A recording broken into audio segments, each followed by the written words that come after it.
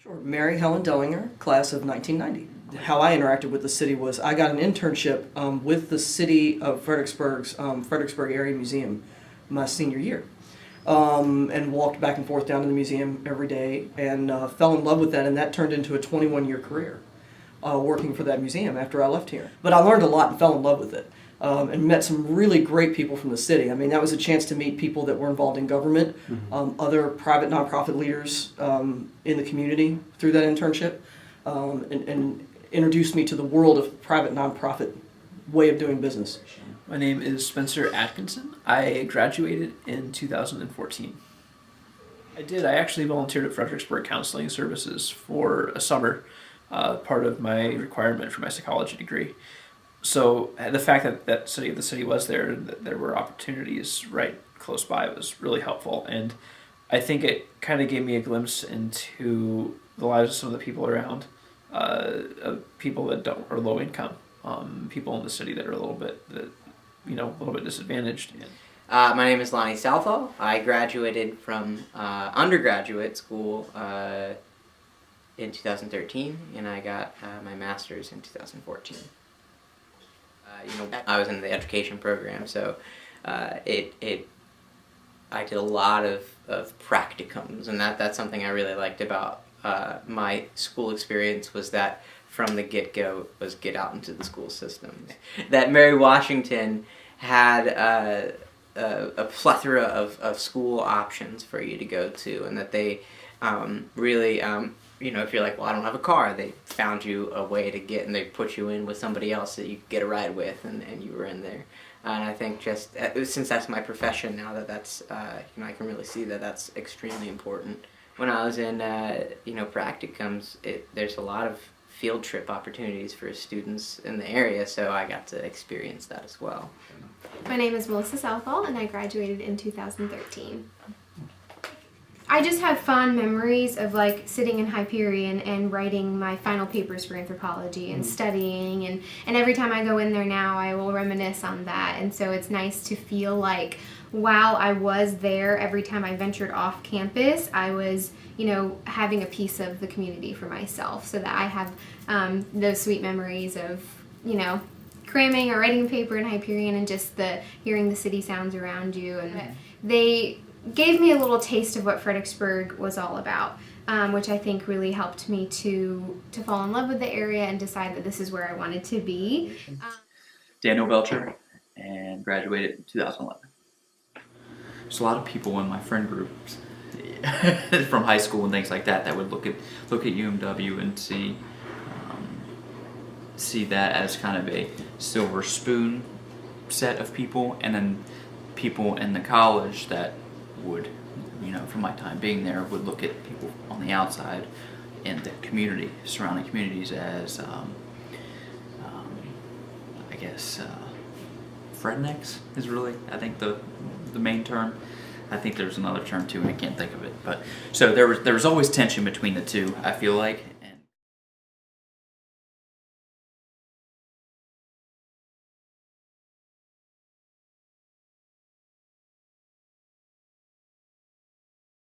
And the thing that I've always liked about Mary Washington is that it's not too crazy. I'm in a band and I play all over the place, and when we go play college shows and at other colleges, I remember playing at UVA one time on a Saturday night and just walking around being like, oh, my college experience was completely different than this. The guys who live next door to us, they're new this year. It's been kind of a different group of college guys each year, and at the beginning they gave all of us around their house a letter that let us know that they were going to be having some friends over and having some parties, but that they want to be good neighbors and respectful neighbors, and they gave us their phone numbers, so if there was any problems, they were too loud, any of that stuff, that we could directly talk to them and know that they're open to resolving it and level-headed, versus some people's reaction might be to call other things or just become angry, and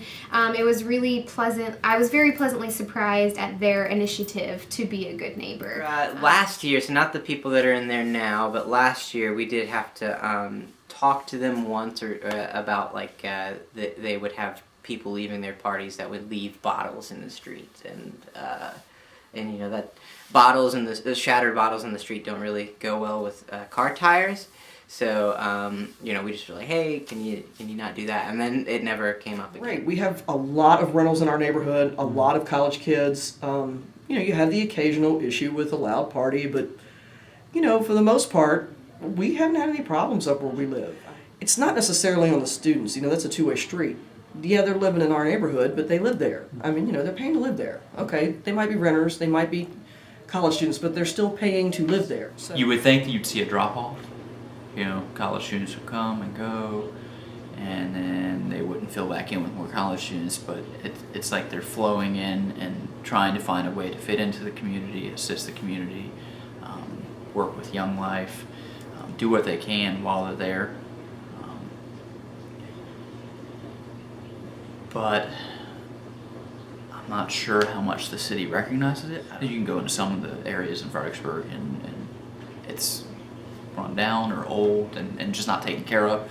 So at least it's a community that is, or the school itself is taking care of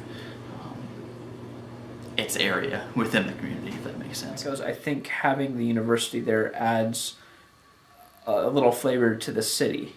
I think that it's not utilized as much as it could be. I think the community, if it was more open to having things that cater to college students, in a way, might help connect the city a little bit better. Where I work, where I was hired at, many of the supervisors and other colleagues of mine have graduated from UMW, as well as there's new graduates coming in on a daily. And having a naval base out there gives opportunities for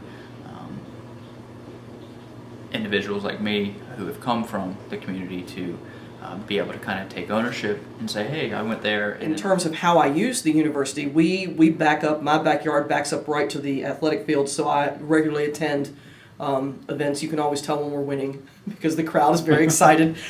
So I do go to as many baseball games and things as I can fit into my schedule. I attend plays at Klein Theater. Sometimes, you know, we'll come up to events that they advertise to the community, maybe a lecture or a special community dinner at the student dining hall, where they've had some of those. Those are a lot of fun. I always walk down for graduation, just because I love the pomp and circumstance of it. I really look forward to walking my dog on campus every week. He loves it. It's fun to still feel like it's just a safe place for us to be. If I want to go for a run at night, I'll go down and run on campus instead of just running out in the neighborhood. So I really feel like it's still something that I have ownership of in a way where, you know, we feel safe and at home in that physical space. Other than that, it's fun to be able to go and walk the campus and reminisce as I walk my dog, and I still use it to bike. I still use it to you know, go out and just sit and clear my head. So it's really cool to sort of have it as like a, you know, I guess now I treat it as like a park.